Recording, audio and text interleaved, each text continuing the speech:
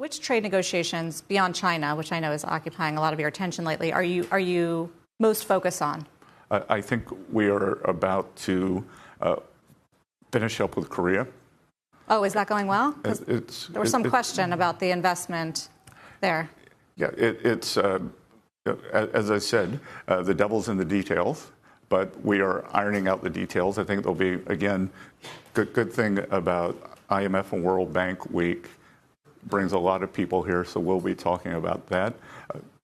President had a very good meeting with Prime Minister Carney recently, so I think U.S.-Canada is back on track. I know that the Mexican team has been engaged, and India. India is happening soon. Are we going to see more announcements on the trip to Asia later this month? Yes. So, very good chance that I will go out early, meet with my Chinese counterpart, the Vice Premier, Hu Feng, who I have great respect for. I will meet him before. So there are two conferences, ASEAN in Malaysia. We're going to do a visit. The President's going to do a visit to Japan, and then move to Korea for the APEC conference, where the leaders, as of right now, will meet. The other big change on industrial policy from the administration has been around taking stakes in companies, private companies that you guys deem strategic and important for the U.S. I think there have been 5 now. Are there going to be more of those?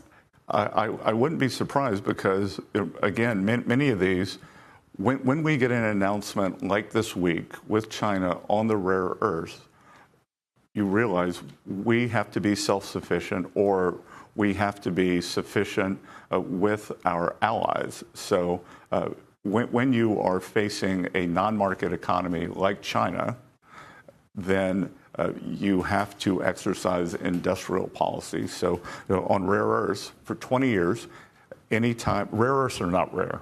What is rare is the processing and refining.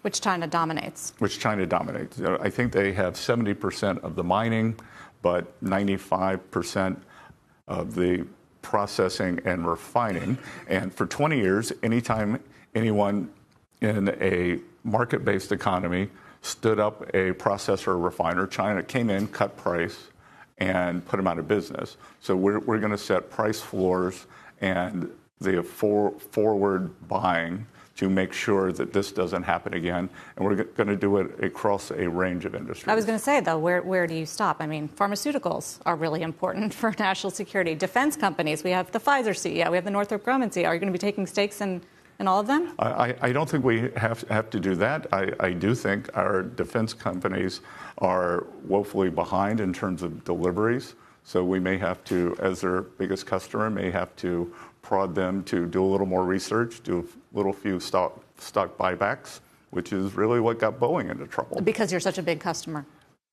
Sometimes we're the only customer. Right. But what's the exit strategy for the government taking an equity stake? Well, the equity stake, when you think about Intel was just a conversion of a grant.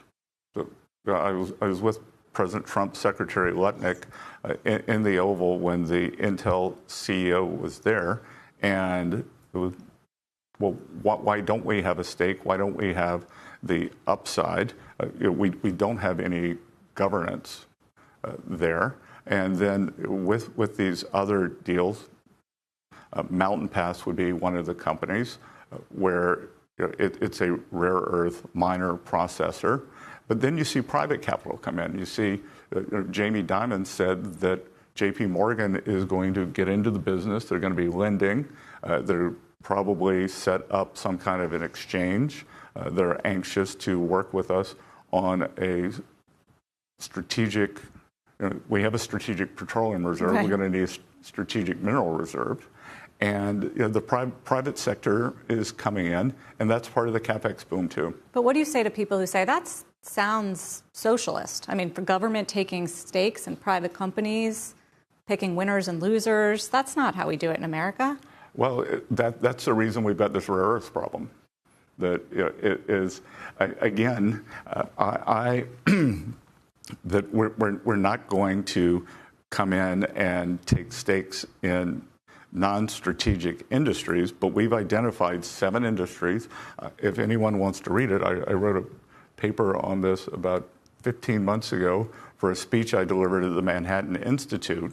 And I do believe, and you're pushing on this in a good way, that we do have to be very careful not to overreach, and we need to go back and examine, okay, have we accomplished our goal?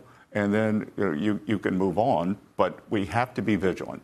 We have to be vigilant because for 20, 25 years, we haven't been vigilant. The leading Chinese rare earth company used to be owned by General Motors. Chinese bought it in 1995.